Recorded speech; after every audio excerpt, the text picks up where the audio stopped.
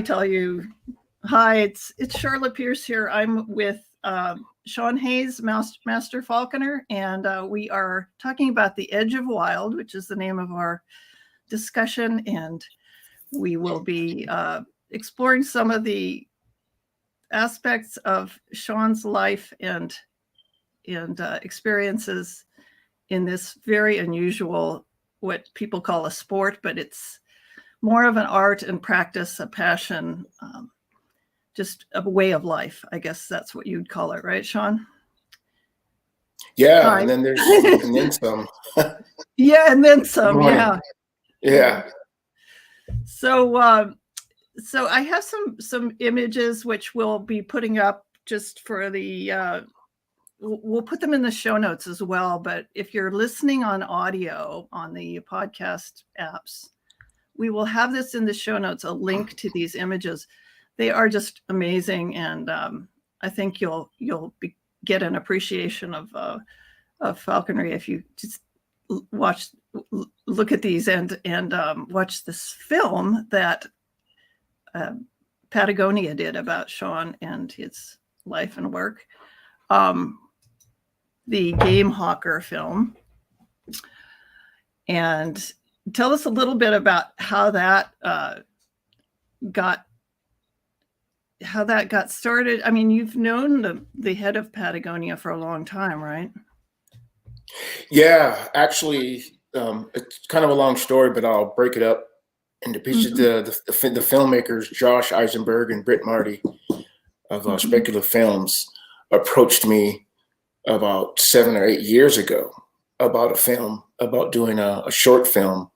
And I was real hesitant, and it, took about a year because I'm not really into the boasting myself in falconry. And I know there's a lot to go into filmmaking. And when I'm out flying my birds, I'm actually a different person when I'm out flying my birds. That's how much I'm really into it. I didn't want the distraction, but I agreed to see what they were going to do. They were going to stand in my way. And when they came up to film, we made our first film called The Perfect Flight. And it was only a 5-minute film, but it did so well that it made the Mount Film Festival and kind of won a few awards. And so I felt comfortable with Josh and Brett in regards to how they did their work and how I practice my falconry in the field. They didn't get in my way. They kind of let me do my own thing. And so that's what I did. And so how this film came about was we were sitting there just talking, having coffee one day. And I said, I think we should do another film. And how long ago was this? Sorry. This was probably 4 years ago. Yeah. About 4 years ago. And so we started putting the pieces together, and I said, Yvon Chouinard watched my bird catch a duck when I was 14 years old at a falconry gathering. And I'll ask him if he wants to be in it. And I asked him, and I don't think anyone believed me that he agreed to be in it.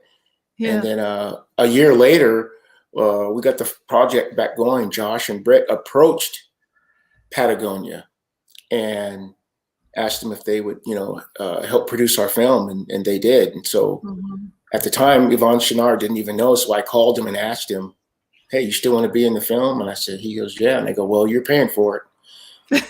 And he started laughing. And then once he got on the program, and the people at Patagonia and the production department let him know what was going on, it all kind of took off from there. Yeah, that's cool.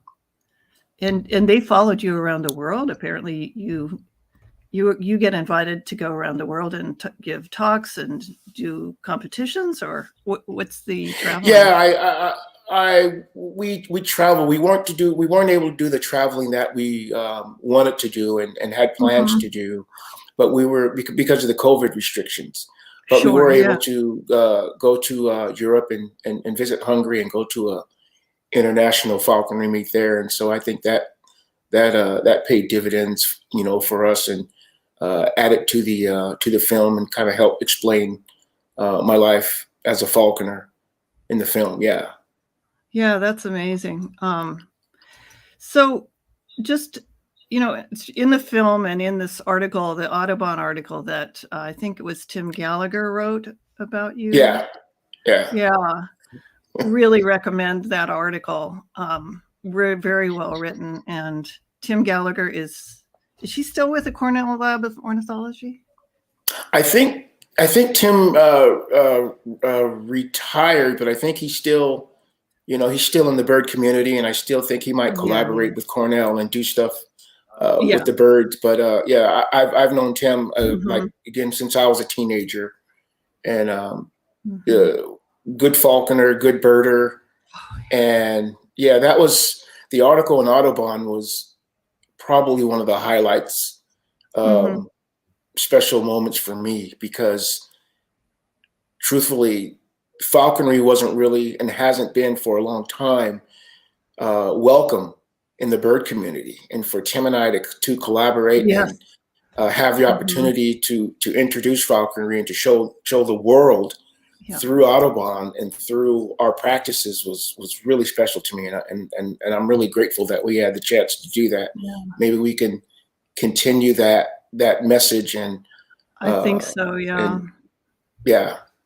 I heard a lot. I mean, I've known some falconers off and on since I was about 16, including folks like John Szabo and Mike Arnold and Ken and Suzanne Franklin up in the San Juan Islands. And they would always talk about Tim Gallagher, and is it Tom Cade, and all of these Tom guys. Cade, I just remember these names in my head, just I never became a falconer, but I loved seeing them sort of go to the edge of losing this bird, driving around for days, looking for this bird.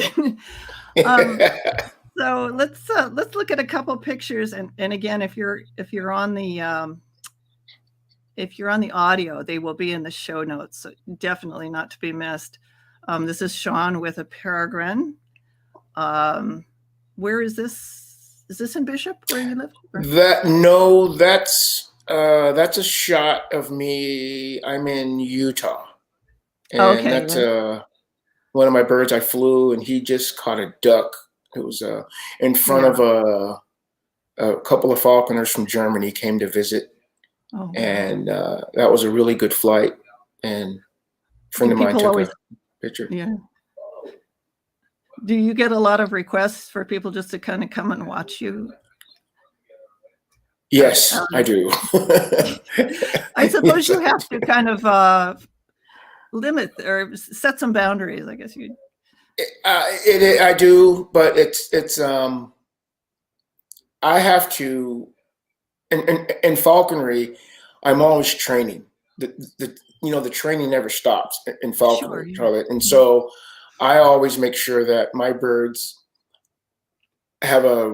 trust me and have a good relationship with me before I invite anybody else other than my dogs out in the field. It's something I've always done. I probably don't really need to do that, but it's something that makes me comfortable when I'm building relationships with my birds. So I do take people out and watch them fly because I think it's important that it's really cool to see that. Let people understand what we do.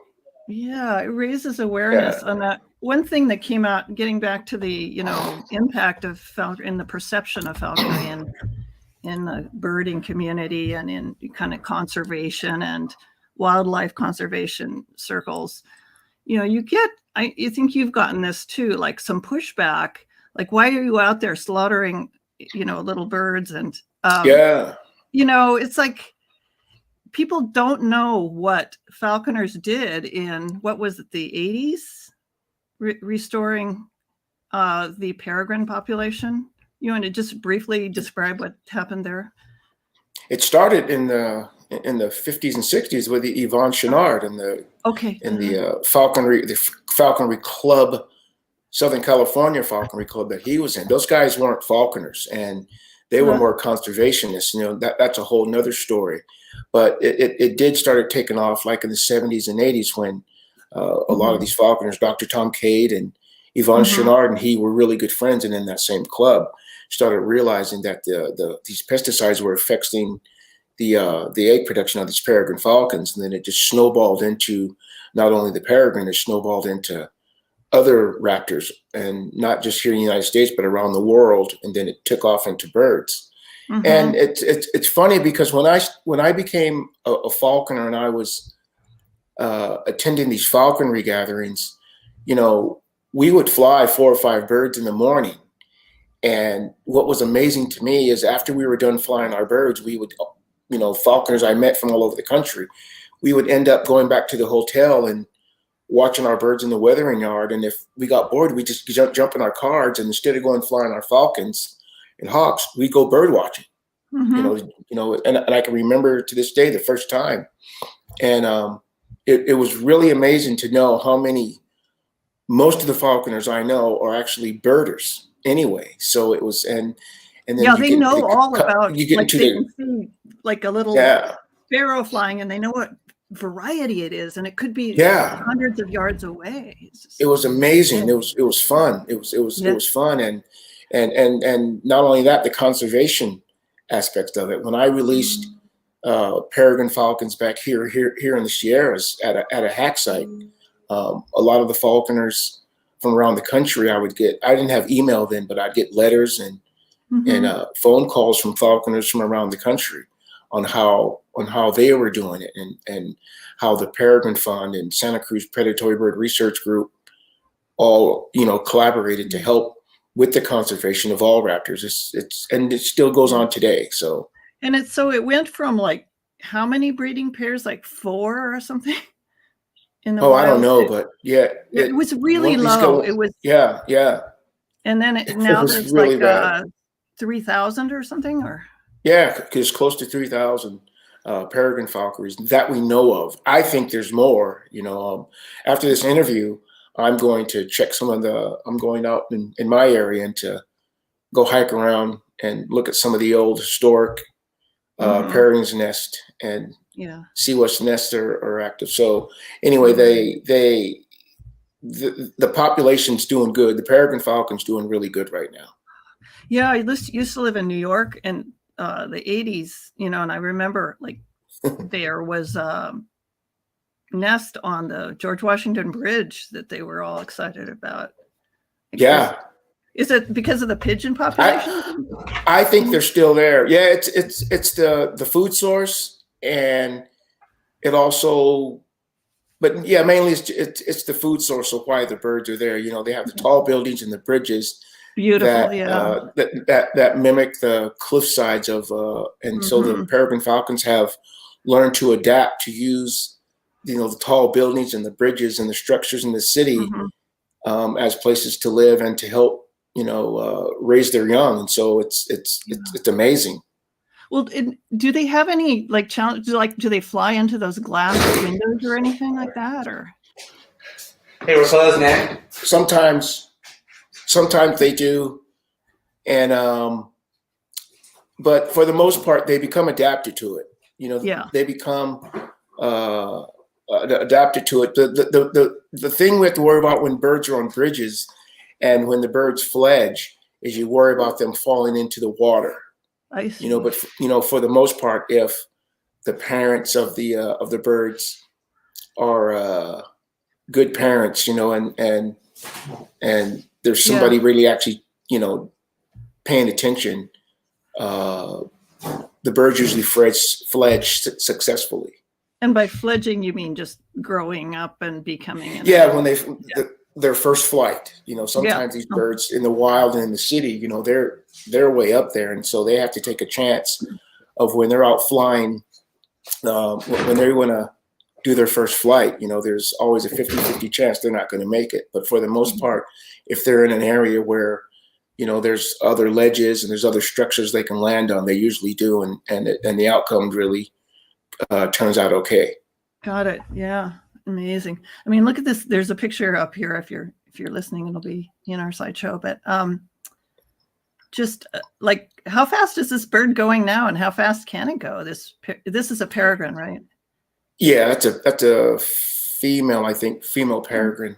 Wow. She's a I'm guessing she's probably 4 or 5 years old, just by the coloration of her feet and her cere. But she's probably just cruising along with her wings open, just cruising along. Looks like she has some food, like she's going to do, or just done a food exchange with the male.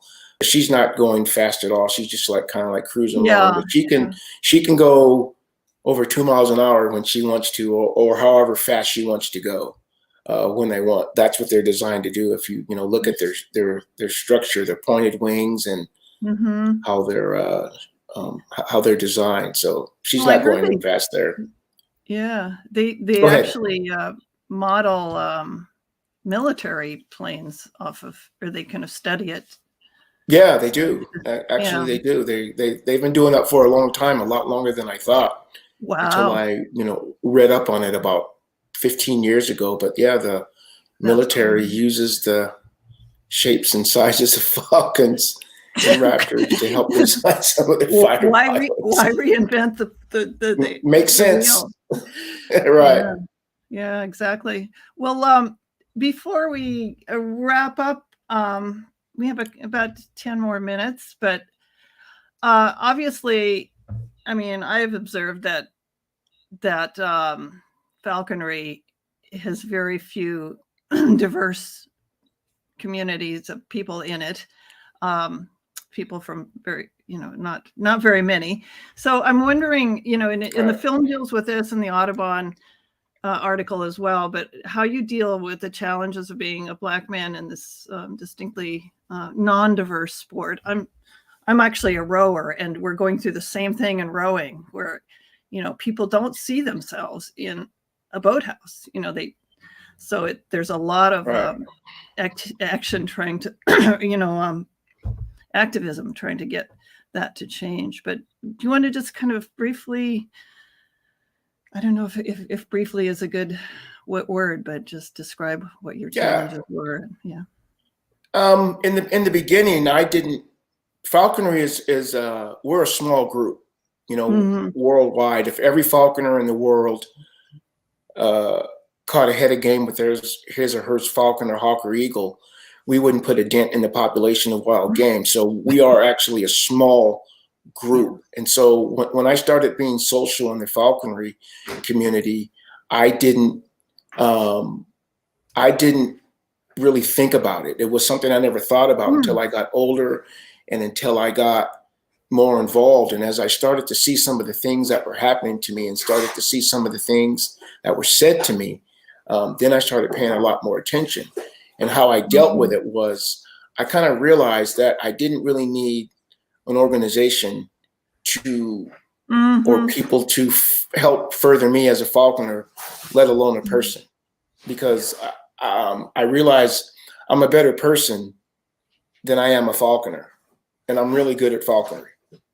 And so as I would continue to go to this and travel on this journey of my falconry, I learn every day that there's things I can do to help prevent it. What worries me is that there's women, men, people of color who want to get into falconry that are going to go through some of the same things that I did. And I kind of want to be there to help them to kind of sort it out. But I really haven't figured that out to do, because it's so challenging, and you can't really pick and choose certain things. You can't control what other people do. So the only thing I can do is do what's best for me. And over the years, I just learned to just continue to do what I do, send the messages that I do, and share my information and my experiences with the people who actually matter, who don't go down that path. Yeah, that's amazing. I think we should all, take that to heart. It makes us all better, when we. I wish I could just snap my finger and make it all better. And I've seen it, and I say in the film, I feel more wanted in other countries than I do my own. And that there's a lot of truth to that. And I don't think I've been lucky, and I've been asked, and I was asked this morning if I could come to a country, and it just kind of blows me away. And I think I'm asked to go to these countries and to share my experiences because I'm a good person, not so much as my falconry. My falconry is one of the reasons why they asked me to come, but I think one of the reasons why they ask me is because when I go to these countries, I'm in tune with how they practice their falconry, but I'm more in tune of how they are as a people, their culture and their families, and how they are when they're outside of falconry. And in the long run, all that comes together later on. And so that was my experience. Well, I've seen some of your pictures from your travels, Hungary, Japan, Mongolia, right? Have you been to Mongolia? No, I haven't been to Mongolia. No. Oh, those eagle hunters are amazing. The pictures of those. Yeah, I met some of those eagle hunters from Mongolia in the Middle East. At a falconry festival, and I've met some of them. I think I went to an eagle falconry gathering in Slovakia.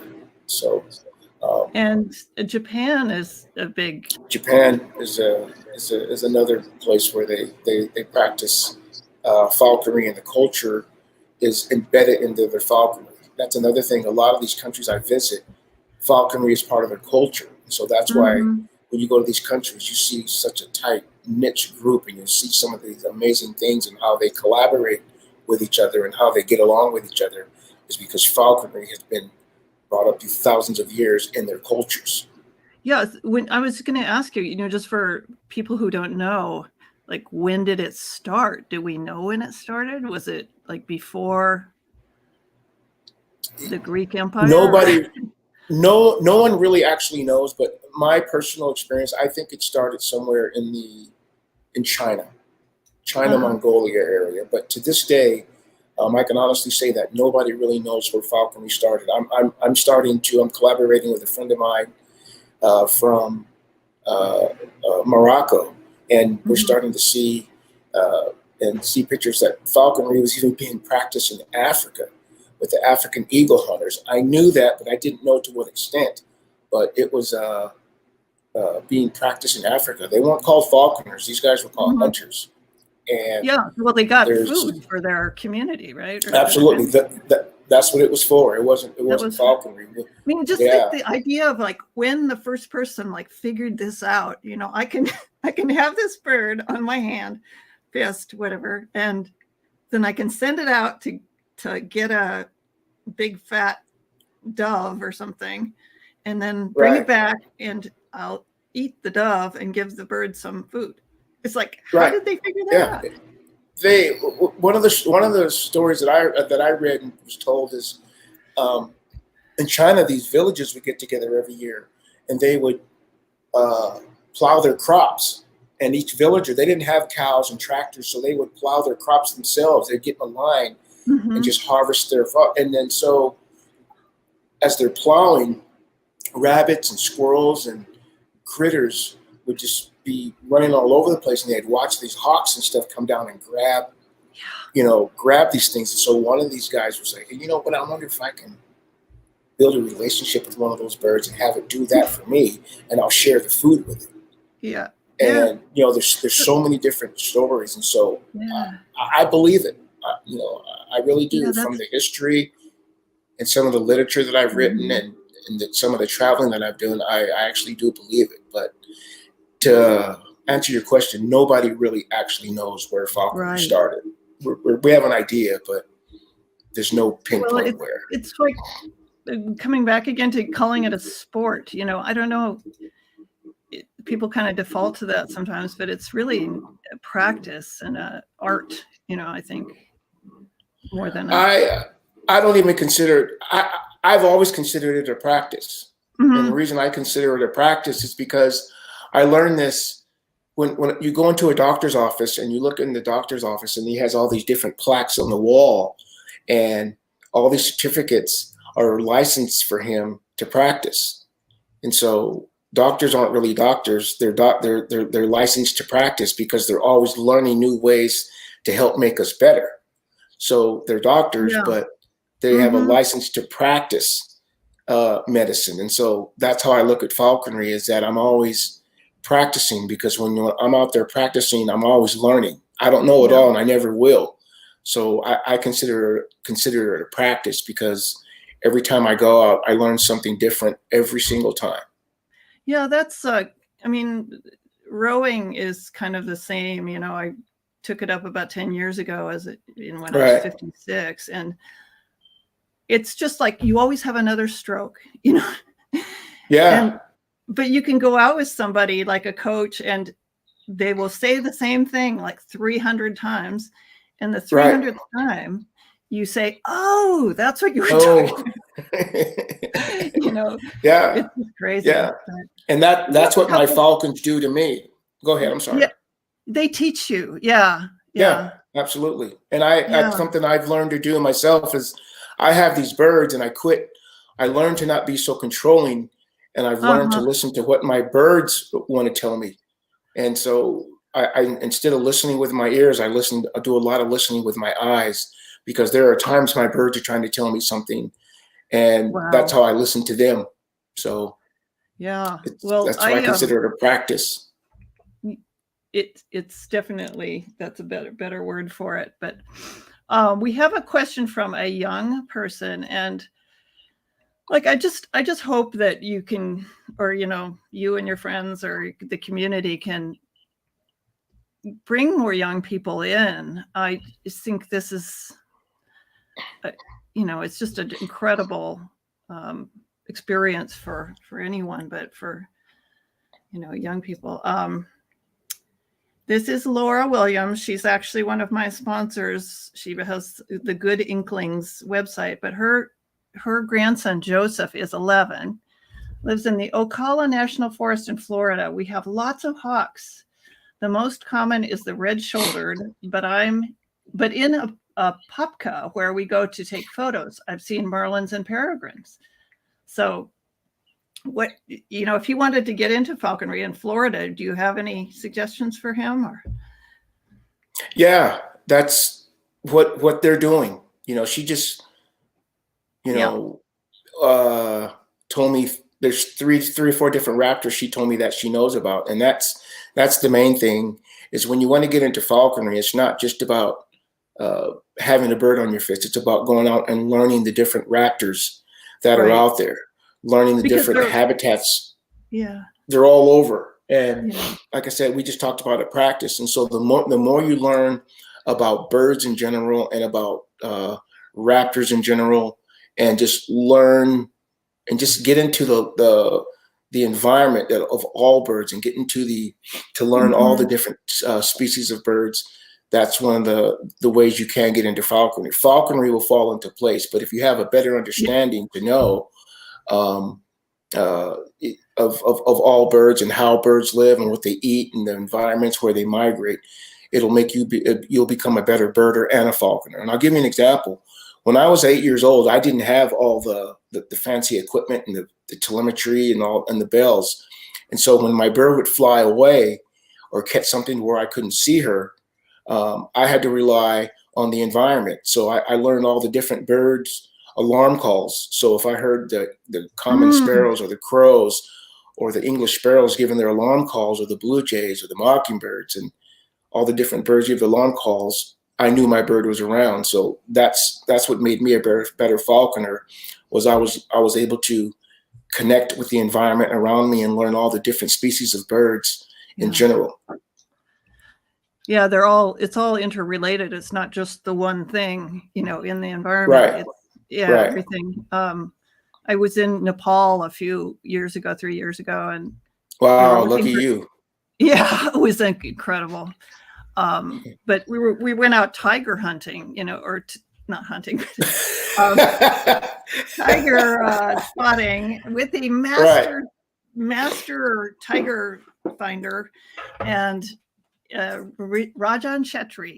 It's the Mango Tree Lodge in Nepal.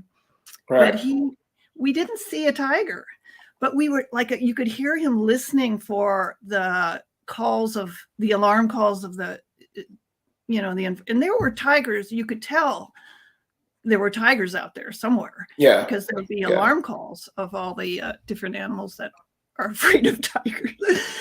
But I did see some tiger poop. That was really great. Right. So, but if you go to Nepal, I mean, that would be amazing. Have you been to the on my bucket Himalayas? list. No. Yeah. Not I yet. have some friends there who might be able to help you kind of connect.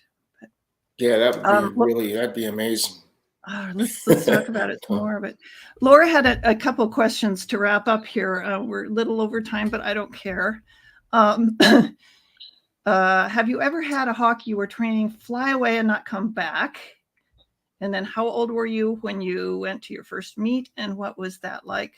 So the first one, have you ever had a hawk fly away, or a peregrine and not? Yes, I have had several birds that I've was working with fly away, and it's just part of falconry. That's just part of it. And I was my first falconry meet I ever went to, I was 12 years old. I would rode the Greyhound bus to this falconry meet and camped out in this field, and I stayed with my grandmother's sister in, I think it was Merced, California. Yeah. I was 12 years old. There was a falconry meet, and I wanted to go, and I went. And you've explained before that you don't go to falconry meets anymore because I guess it's just not a rewarding experience. No, not in my experiences. I haven't. And going to these falconry meets, it started, with some of the things that I had to deal with in regards of the racial aspects of it. I just found it best for me personally to not go. I didn't want it to affect my falconry, and I knew it wasn't going to allow it to affect me as a person. Yeah. But I'd rather be around my birds than being around a bunch of people who accept racism and try to pretend that it doesn't exist and all that stuff. But like I said, what bothers me is that there are people who are going to want to be involved in falconry, who are going to want to attend these things, that are going to, have to deal with it in a certain way. But no, I feel I don't need falconry groups anymore. Yeah. So you belong to the international organization. Yeah, I belong to the International Association of Falconry, and that's not a club. That's more of an organization, and that organization, and the IAF is relevant and gets things done and welcomes all people, and you won't see some of the things that other falconers and other people have experienced through that organization at all. Well, that's great. Well, I think we could go on forever, but if I get out to California, I might maybe I can come and watch you. Well, you know where to find me. I do. I love that we were able to get together, and your technical battles were overcome, and this all sounds good, and I hope we can do it again.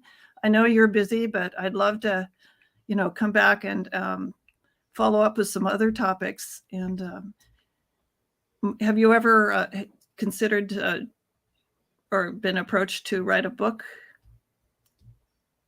A few times. Yeah. But I'm not. I don't know if I'm going to do that right now. I don't even know. No, I'm not there yet to write a book.